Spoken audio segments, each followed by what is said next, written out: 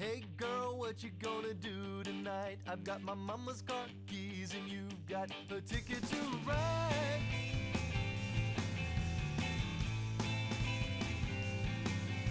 I'm licensed to ill with a drive to thrill.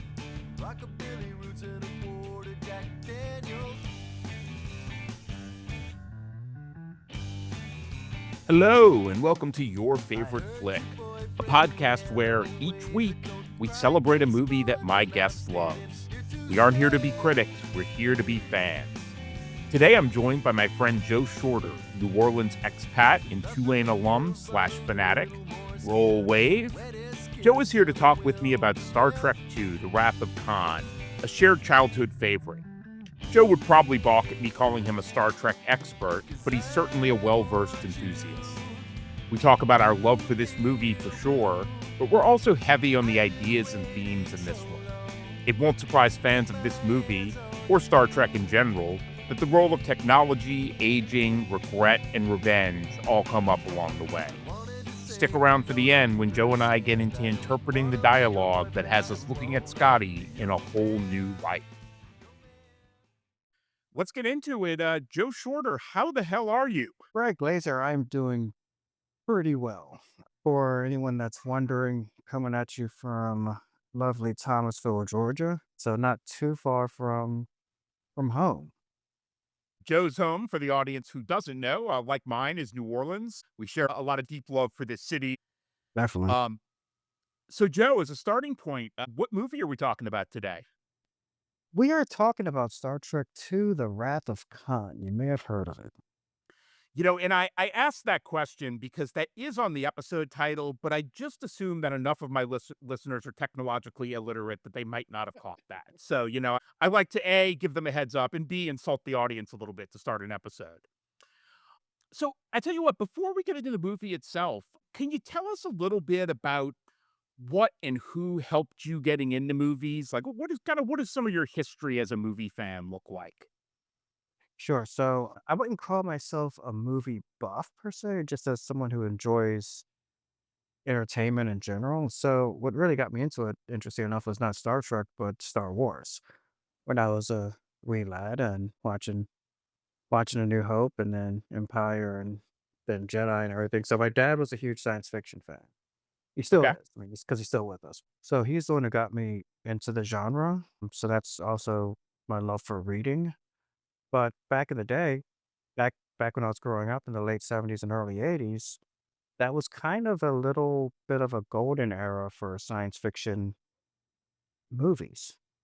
Like Yes, like absolutely. I'm right with you on that as a child of the yeah. same era.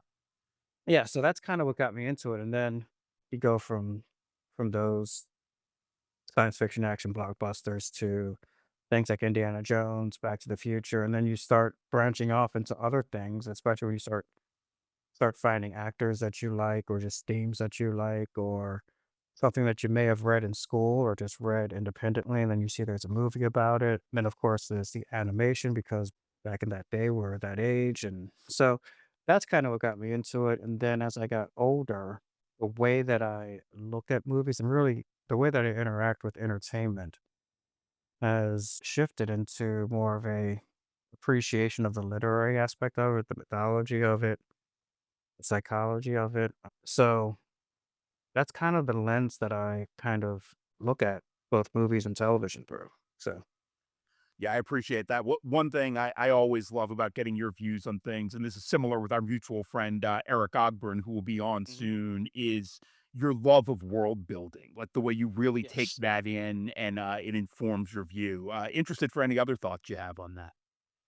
Well, yeah, it's important because when you're looking at it, particularly when you are doing from a mythological or psychological perspective, the world building is really important because the world can almost be a character to help explain or be a vessel in the story. It's how those characters interact with the world itself and the struggles and the challenges that they faced. For example, Sisyphus would not exist without the hill that he's pushing the rock up.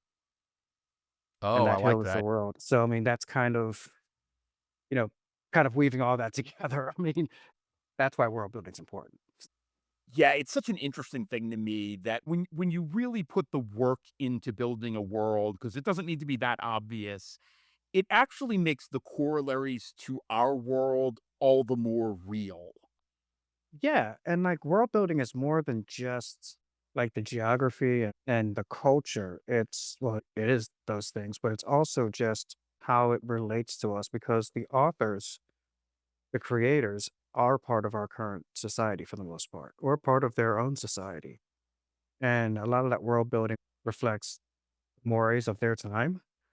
Like we see in Star Trek too. It's interesting. I did jot down some notes about some interesting little quirks about it that I didn't think about until recently. The clothing that people wore, the outfits of the scientists on Regular One in particular were so late 70s, early 80s coded. And like that was like from that whole genre of like science fiction movies at that time, what they thought the future would look like. Right. And it was so like, dude, this is like, and the hairstyles and all that stuff. But it's also kind of taking the lens that the creators of the movie or the novel or play or the TV show or whatever that you're experiencing, it's taking their perception of what the world could be or should be. And that's also two different two different statements because when you're writing something like Star Trek, which is generally an optimistic worldview, you're looking at what the world could be and should be in their mind. And I love that distinguishing the should be in particular, because with Gene Roddenberry, for anybody who doesn't know, that's the creator of Star Trek. That should be feels so important, maybe more important than in almost any other film science fiction. Oh yeah, absolutely. I mean, it's one of the wonderful things about Star Trek fandom, especially when you go on like social media. There's the conversations about what people saw from Trek, from the original series to the next generation, the optimism for the future. That was like some of the biggest draws for those, particularly the original series, where we get introduced to a future from the 1960s, a future where we had essentially full integration. We had world peace, where you had a Russian guy starting in season 2 on a crew with a lot of Americans and a Scotsman and an Asian guy and a black woman. And not just all on the same ship working together, but ultimately they ended up having, as you get into the Star Trek movies, they ended up having leadership roles. And it showed that, everybody can contribute something to our society. And this is before we get into all of the post-scarcity conversations that Roddenberry kind of forced people to have. It's not just, "Hey, we can build spaceships and travel at warp speed and meet these different aliens." It was also, among all of us, we can all be together and live in harmony. So I think that was one of the most beautiful things of Star Trek as well. I really love that. I will also throw in, just as somebody that a significant portion of my heritage is European Jewish heritage, that the two lead actors were both Jewish. Not necessarily particularly coded as so as characters, but it does just feel like that much more diversity among that cast. Oh, absolutely. Well, you know me, I mean, I am not Jewish, but I have a lot of Jewish friends. And particularly in this time that we're living in right now, don't know how controversial it will be to discuss the levels of anti-Semitism that are prevalent in our society today, but it's out there. So being able to envision a world where that's not an issue is something that's fascinating to me. So, And part of the reason I note that too is that the original series is pretty close on the heels of World War II. I mean that we are in a Europe that is still rebuilding itself at that point. right. Now, granted, Jewish Americans had a long history in the entertainment business, so I'm not saying it was so thought out that like, oh, we need two Jewish guys in the leads, but it does feel like a meaningful choice, whether really an intentional one or not, along with all the other diversity, a lot of which, frankly, was more controversial for its time. It's pretty incredible that role that played. Let me Um, ask you. Go ahead, well, Joe. yeah, but that's another thing. Like Lieutenant Uhura was a black woman on TV who inspired generations of black people who wanted to get into science. I'll admit to the audience here that I love a lot of Star Trek properties. I am not overly knowledgeable about Star Trek, so there will be a lot of things that the audience might go like, "How did you not know that?" And that's why Joe's here today. Yeah, we always just need to find other nerds to help supplement us in areas where our nerddom is not as nerdy. Exactly. So, what order did you engage with Star Trek? Like, had you seen the original series by the time you saw these early movies?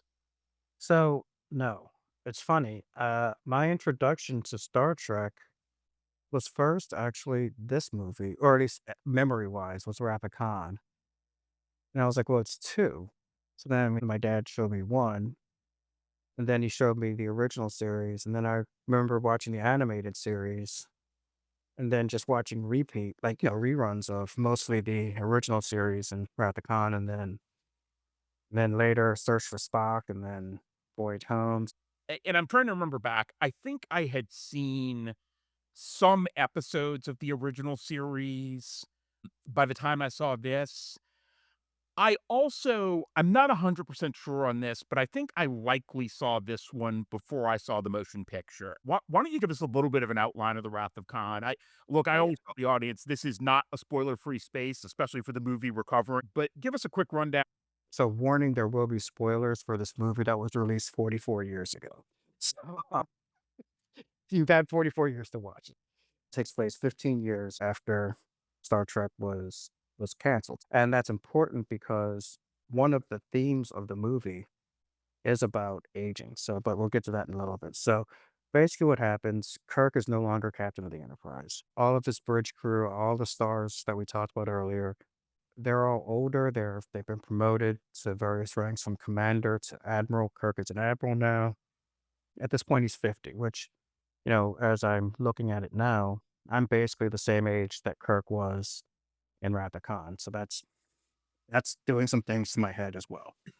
Um, I'm right but there with you. oh yeah, oh yes. So they're training with what we're what we're led to believe is a new crew who's going to be kind of manning the Enterprise, or so we think. The scene that is burned in my memory from the time that I was about 7 years old when I saw this in Oh, the you and theaters. me both, Joe. You and Yeah. me both. Where they drop what they're calling now the SETI eels into. So what they did is they take the larvae of these creatures that are the only surviving species of this planet, but they basically these things, they put them into their ear, and it goes into their brain, wraps around the cerebral cortex, and it makes them easy to be kind of coerced and then drives them mad. So anyway, so Khan basically is able to control the minds of Chekhov and his captain. Um, If I could and jump gets in quick to say his captain may be underserved by this script, but played by the brilliant Paul Winfield, yes, somebody who yes, I was I'm going always to bring it up. Yeah, that's Paul Winfield is the captain, which is pretty awesome. So that's the thing that like Star Trek has always been able to get great actors, like whether they're early in their career, like Kirstie Alley was introduced in this movie, or He's guys like Paul terrific. Winfield. I mean, just other phenomenal actors throughout all of Trek history. Khan learns about the Genesis device, and he recognizes it as something that can be used to give him a new planet to live on, and or use it as a weapon. Because if it's terraforming an entire planet, that means it's wiping everything out on the planet. But also with this new ship, he's finally able to get his revenge against Admiral James T. Kirk. And the thing with the revenge thing is, so when they're on, like when they're in the Botany Bay, Chekhov is walking around and there's a bookshelf. That's when I froze the frame and I was like, wait. And the books that are on that shelf are The Inferno, Paradise Lost, and Paradise Regained in one book, and then also Paradise Lost again, like just another copy of Paradise Lost. So he has like two copies of Paradise Lost. Something about statutes and regulating, a book with no title, the Holy Bible, King Lear, and Moby Dick. Oh, wow.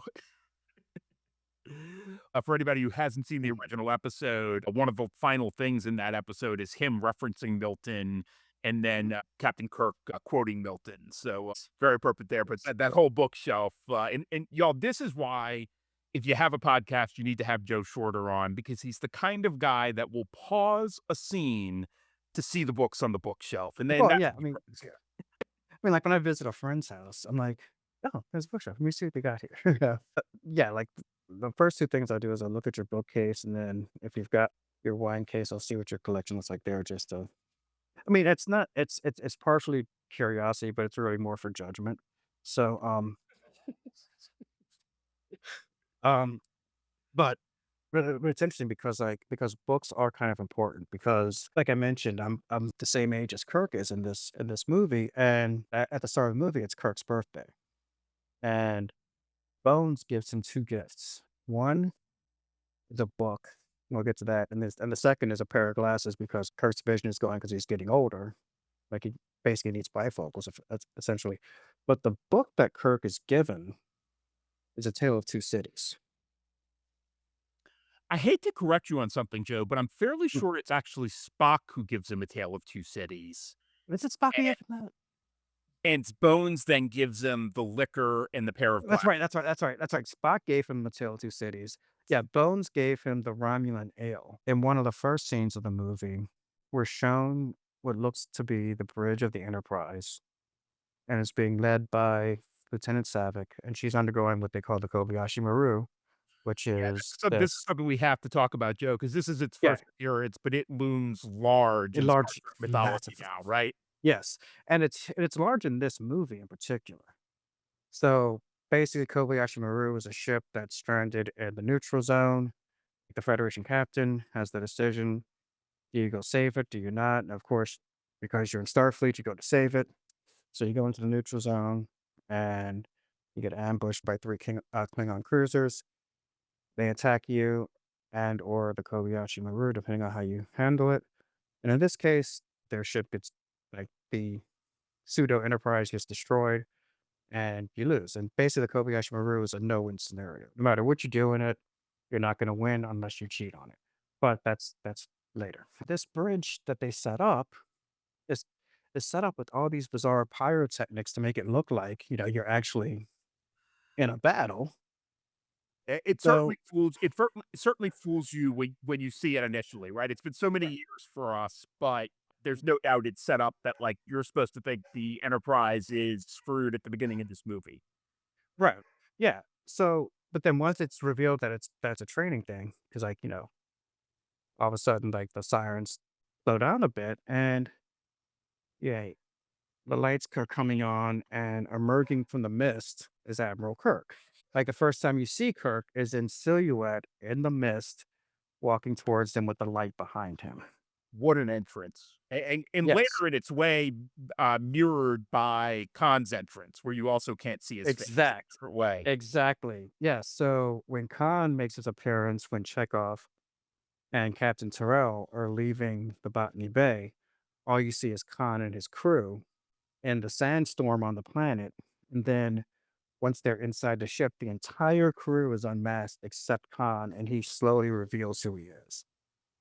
I And mean, so if we're being literal, he's ridiculously slow about it, right? But it works so well every as a movie. oh, it's so ridiculous. 'Cause, like, I mean, like, I'm picturing him just standing there, like, just waiting around as everybody else takes off all of their desert protection gear, and he's just like, "Right, right." I mean, he's very dramatic. Yes. I mean, he is so and the reason I bring that up is because when now you have the Enterprise and the Reliant, Khan ambushes Kirk, and then finally he reveals himself on the screen, and you get this quiet, and you just have Kirk, he's like, "Khan," and he's just totally shocked by it. And then, of course, Khan gets all dramatic with his flair and how he's basically a Shakespearean actor just flying around and everything. And then from that point on, when you look at everything that happens with the Reliant and the Enterprise, it's just contrasts. The main light on the outside of the Reliant is red. The disc in front of the Enterprise is blue. The music that is played when you're on each bridge is different. I mean, and the music of this movie is just incredible. No way. I mean, from the You know what? That's in my notes, but I'm glad you mentioned it because we've been jumping around. I mean, the James Horner score here from the opening moments where it's like this sense of foreboding before we go into something more thematic. Um, Mhm. I yeah, the way it informs everything going on is incredible. Oh, yeah. I mean, it's just great. And then also I noticed how dark the bridge on both ships were, Oh, interesting. especially when you look at other Star Trek, like even the original series, the lighting was bright. And then Next Generation, obviously, it's bright and it's carpeted. But it just felt like, and it also felt smaller and more oppressive because I think they were going for the submarine movie. I didn't really notice that until this rewatching, just how kind of dark and foreboding things were at all times. That was interesting That to me. no, that's Um, a really great point. And I see something in there, and especially because you already mentioned this as kind of one thematic element, is that in the 60 series, that feels like a very frankly, more early 60s inspired, but when they were, putting it together, that makes sense. That the counterculture thing wouldn't have as much reach, though there are elements of that. Whereas the 80s, the very early 80s here, where we've kind of been through the dark 70s, it just feels like it makes sense that the future would look a little different to them. Even if it wasn't hopeless, yes, that it would look a little different. absolutely. And yeah, so that struck me when Khan attacked the Enterprise, knocked him out of commission essentially and requested Genesis. Now, I'm getting back to the plot real quick. Khan was more of a, okay, this is a, I'm walking up to you and just sucker punching you. Kirk was kind of on a more clever way doing the same thing to Khan. Like he took, Absolutely. because Khan relied on, okay, this is the Reliant. And he actually says, we're all in the same fleet. Why should they have their shields up? And then Khan raised his shields. So then Kirk was like, you know what? We're all in the same fleet, but I understand the protocols here. So he was able to use kind of a backdoor, almost a backdoor hack to lower Reliant shields and then attack. Right. So it's like, again, they're mirroring each other on how they're using deception and subterfuge to inflict harm on each other. Then after he gets the Genesis device, Keem's like, yo, we have this thing. We can go and do whatever we want. And Khan is like, nah, bro, we're gonna continue attacking Kirk. And then after they're in the nebula and Kirk is able, well, the Enterprise is able to defeat the Reliant and he and basically kill all of Khan's crew except for Khan himself. And that's when Khan goes and sets off the Genesis device. Well, for Kirk, it was because Khan's set off the Genesis device. Kirk was trying to run away because he always runs away from his problems. That's another theme of the Uh, movie, though. It was his best friend who sacrificed his life to save him and everybody else. Whereas Khan went out through his actions, killed his entire family and crew. Kirk's best friend forced Kirk to reckon with death and save him from that same fate. And I don't know about you, but for me, Spock sacrificing his life is up there with "I Am Your Father" in terms of, Yes. like, early childhood movie moments that just wrecked me. I mean, and they happen within 2 years of each other. But for me, I was born in Yeah. '77, so they basically happened Yeah, simultaneously. the same. My Yeah. first I mean, memories of both are probably right around that same, yeah, time. exactly. I mean, those things were just insane. And and that's part of one of the big themes that I felt from the movie was with the Kobayashi Maru. It's a test that's designed for you to fail because through failure you learn your lessons. And it's repeated to Kirk multiple times throughout this movie that, he's never faced death. He doesn't know what failure is. He even admits to himself he doesn't believe in a no-win situation. No, he's all about like, hey, I always win, I always succeed. I like They're that in. when he first says that, when they're in the Mm, moon, like, there's mm, still some bravado to it. And it's yes. not until later after Spock's death that Hmm. he's like, "I've cheated death. I've sidestepped death." Yeah. He phrases it a couple different ways. Hmm. Um, but yes, I'm with you. Maybe the most prominent theme for me, or the one that resonates most with me. Oh, yeah. And another failure that Kirk had was in Space Seed. You could argue that Kirk failed Khan at the end of Space Seed because remember at the beginning of this movie when Chekhov meets him, he's like, Kirk never came back to check on me.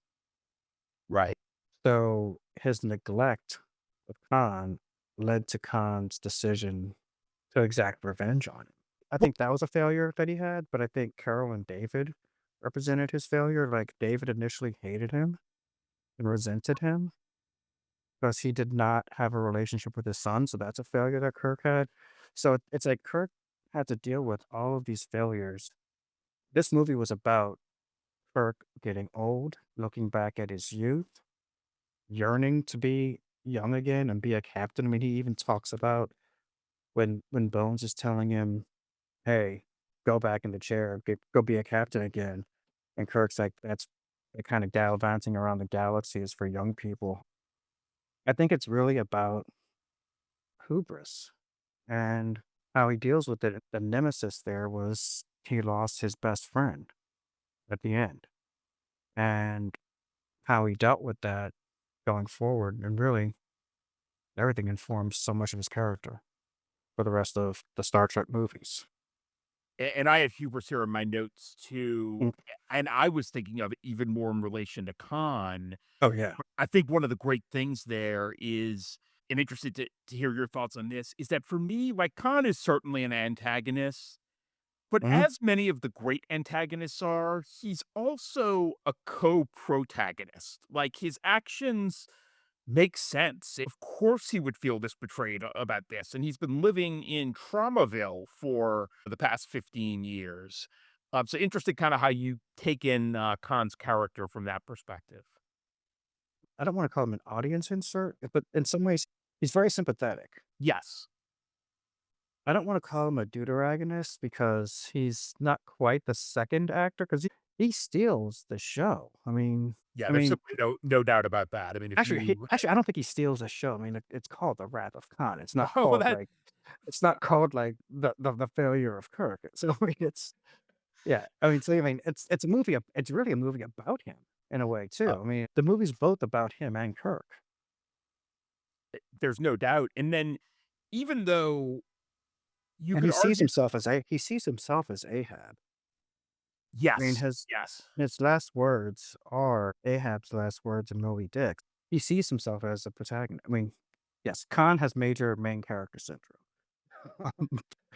But I mean, he would tell you, he'd be like, "Yo, bro, this movie has my name on it, so I may as well."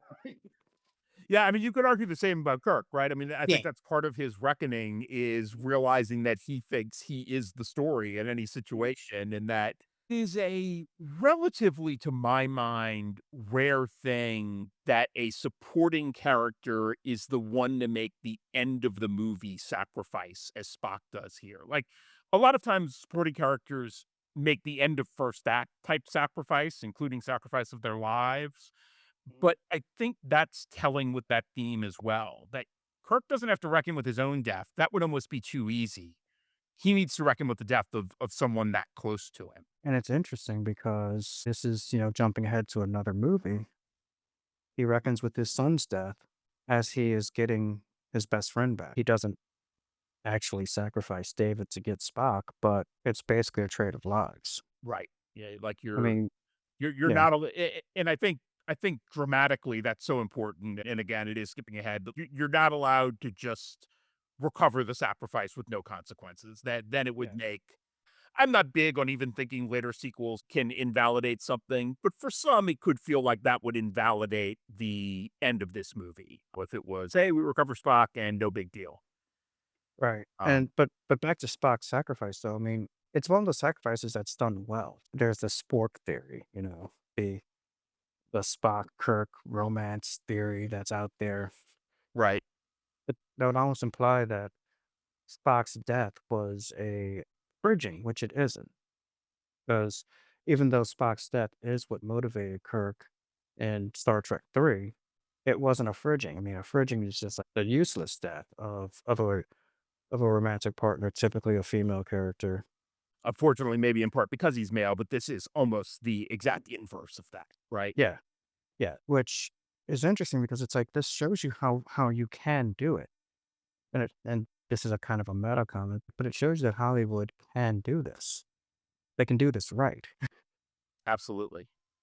but they choose not to in a lot of cases. It's not necessarily easy to do right. They can do it. It's not necessarily easy. And I think there's a lot of opting for the simpler solution.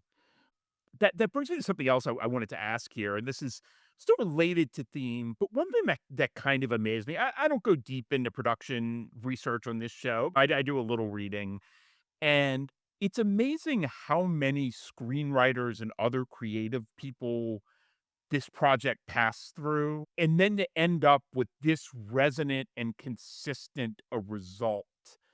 But to me, that's part of the reason this simple answers thing happened in Hollywood movies because, hey, I'm the fifth screenwriter and I just want to put a button on this.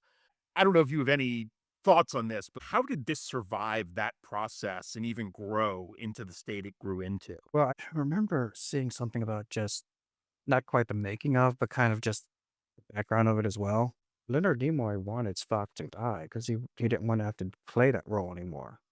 And he wanted to get into directing. Shatner was getting into other acting gigs and everything, but later in the process, as they were shooting the movie, I think Leonard Nimoy was like, "All right, I'm actually enjoying the Spock stuff." Because when you look at the end when he mind melts with McCoy, that little clip looked like it was shot like after everything else was done. I think it was. I think Yeah, that and the coffin on the yeah, moon are, after test audiences, practically yeah, revolted, yeah. They with were like, "You Spock's, know what?" death. Yeah. Yeah, so I think maybe because I think if it was just Spock dies and it's done, that gives you too much of a simple ending. Right. Because you almost have to look at this movie and Search for Spock as necessary viewing back to back. Yeah, I think that's fair. 'Cause, I'm like, if actually the Star Trek franchise ended with just, like, Spock being dead and there's nothing, then dude. Um, I'm actually looking back as we talk about this. I either didn't know or I'd forgotten this. Apparently, Nicholas Meyer, the director, did a pretty significant rewrite in a very short amount of time. It says here 12. I'm just looking at Wikipedia. I don't have any incredible sources, but did like a 12-day rewrite just before they started shooting. And it does, not that I think directors always have to be writer directors, but it does make sense to me that a director putting in the last script input here might have really helped tighten things up to the Mhm. amazing, result we get. Yeah. I mean, and again, I think things were a little bit different back then too.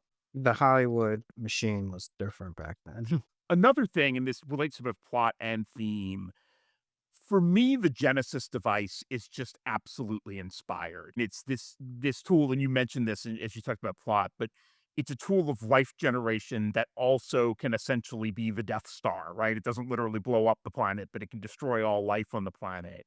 First of all, I think the Genesis device, it was almost a MacGuffin, but not quite because it actually did play a role.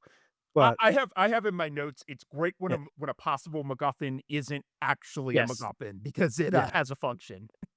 Bones, after Kirk shows Carol Marcus's pitch deck, and I just like calling it that because that's basically what it what it is. It's hilarious that her whole Yeah, pitch for this, yeah, galaxy altering project is 2 yeah, minutes, of her yeah, on screen. yeah, yeah. Here's my elevator pitch on the Genesis device. But, So then we just get that checked off? Did we just get a yes yeah, based on the elevator yeah, pitch? Great. yeah. Bones is like, "Hold on, this can wipe out entire societies. We're playing God." And so at the time that this movie was made, there was just the motion picture and the only other existent Star Trek at best in 1982 was the original series and the animated series. I don't think it was really until the next generation.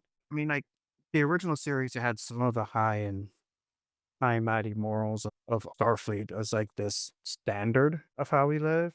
I don't think it really got fleshed out more until we got to the next generation. Because Right. otherwise, to me, the Starfleet that I'm familiar with would have looked at Genesis and been like, "Yeah, we don't need to be doing that." That's an interesting point, and this may show through with you being more of a fan of the series as a whole. Not Yeah. that I don't like plenty of Star Trek, but for me, it's just such a brilliant plot device slash Steam device for this movie Yeah. that I'm willing to forgive it in just a couple lines of dialogue from her. And it does feel like, hey, we want to justify this thing. Let's give Carol 2 minutes on a monitor to talk us through it. Sure, but at the same time, the flip side is this also feels like so many of our scientific and technological advances up to date. I think that's kind of what the creators were going for with Genesis was, it's the old adage, there's a difference between can you do it and should you do it. And I think Absolutely. Genesis was an example. And it's interesting that after this, Starfleet, at least in canon, has not done anything remotely like Genesis. They haven't been going around dropping And, this and on don't places. get me wrong.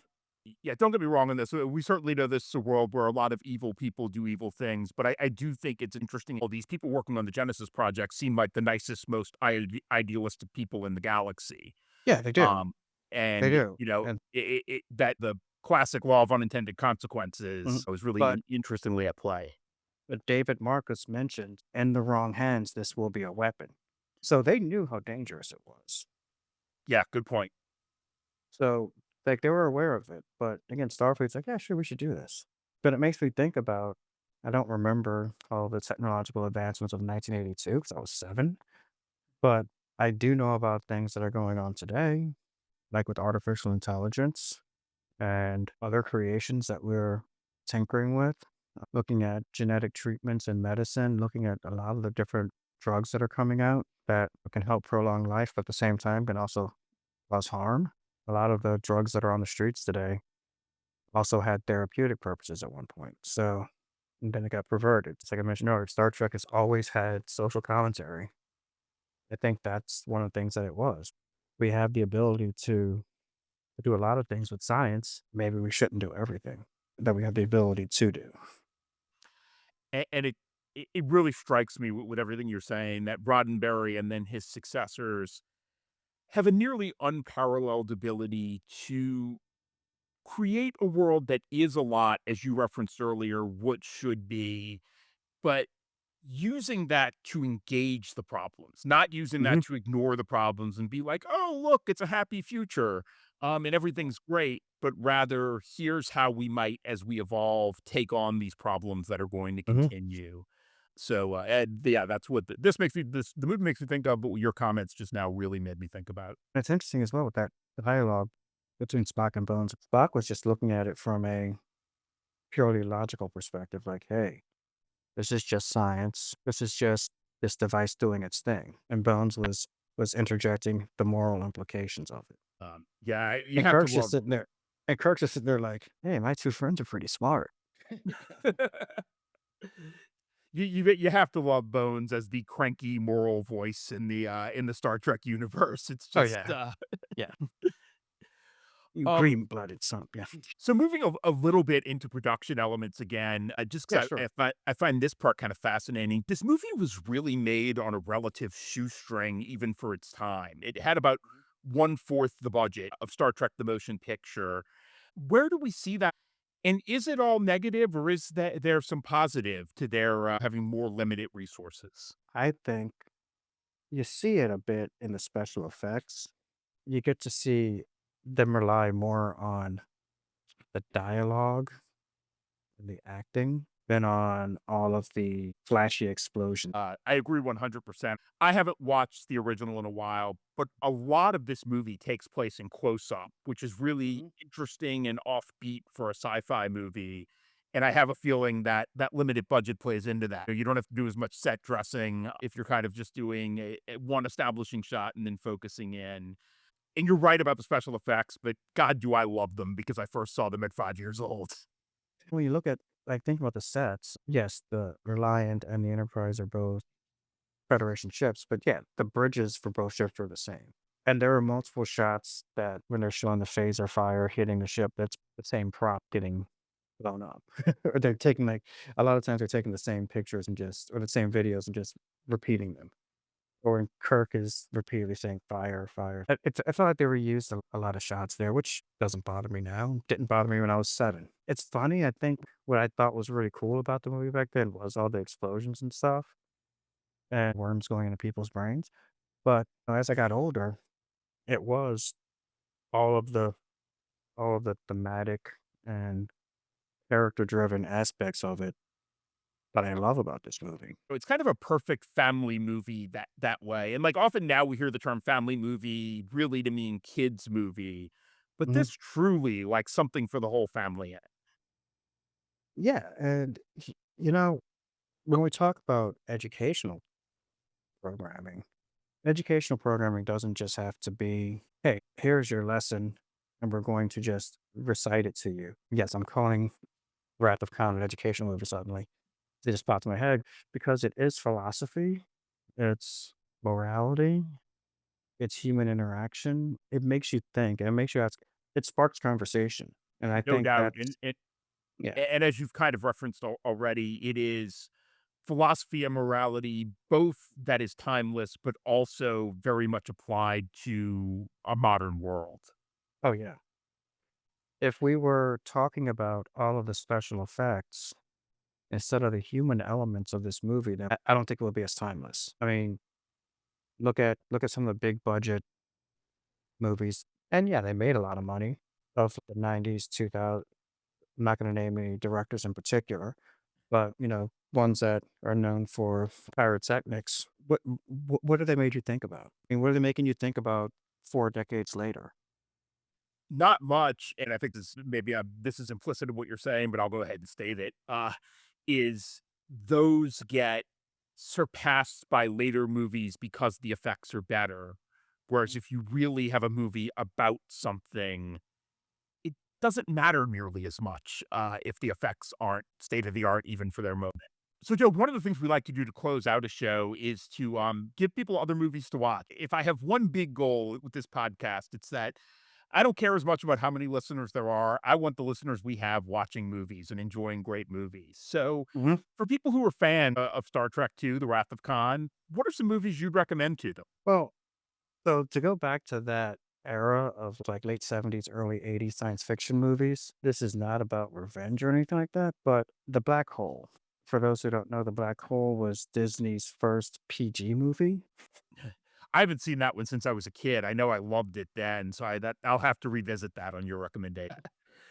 I have a few movies I thought of here. I really was thinking about the submarine aspect in watching it this Oh, time. yes. Yes. And so I thought about Run Silent, Run Deep, and Das Boot. I know there was one that really influenced Roddenberry, The Enemy Below. I actually haven't seen that one. So I do like to recommend things I've seen, but I'll throw out that title. And then, you know what else I thought of while we were talking, Joe, is Logan as another genre movie that really looks at age and regret. Yes. And then the very last one has almost nothing to do with this movie, but if you haven't seen Sounder with Paul Winfield, see Sounder. It is one of the Yes. really Sounders, Go ahead. phenomenal. That's a phenomenal movie. Paul Winfield just, like, blows the doors off in that one. He's so good. Yes. Yeah, he does. Yeah, and yeah, he died relatively young at like 64. He was incredible. A real loss there because with his whole demeanor, he was a guy who could have been playing great characters into his 80s. Like, he had that nature of when he was Yeah, 30-something, he had the resonance of, an older actor. definitely. All right. I have a super specific and I think very important question to close us out on here. So early in the movie, it's mentioned that Bones has been treating Scotty for something. And when Kirk asks what, the answer is shore leave. Mhm. Are we to infer that Scotty has an STD? It's funny you say that because I thought that was odd too. And the way that Kirk looked at it, like, Scotty, you getting some good. I mean, so yeah, I think so. I think that's the implication. Or Okay, the Beast terrific. Sneak in those, those adult Easter yeah, eggs. I want to thank you for joining us today. This has been terrific. You brought in so much context that I didn't know about this movie or the Star Trek universe. I think the audience will really enjoy it. I can tell you though, screw them. I really enjoyed it. yeah. I mean, thank you, and Brad, thank you so much. I mean, we've been friends for like a long time, and I'm really happy about your podcast. And this is a fun journey that you're going on, and I'm really happy to be part of it as a cast member, I guess. Yeah, Joe will be back, y'all. I asked the That's it for this one, stars folks. to Hope you had a good dance time with it. I'm Brad Glazer. I host, produce, and edit the show. Julia Mott is our social media manager. The music you hear to start and close the show is by my friend Richard Bates and his band, The Huns, from their great album, To Skyward. You can find The Huns music on Bandcamp. We'll throw up a link. Please follow, rate, review, subscribe. You know, all the things. You can follow us on Instagram and Blue Sky at Your Favorite Flick, on Letterboxd at Favorite Flick, or shoot us an email at yourfavoriteflick@gmail.com. Huns, take us out. She spent those 2 weeks cuddling up with the sun.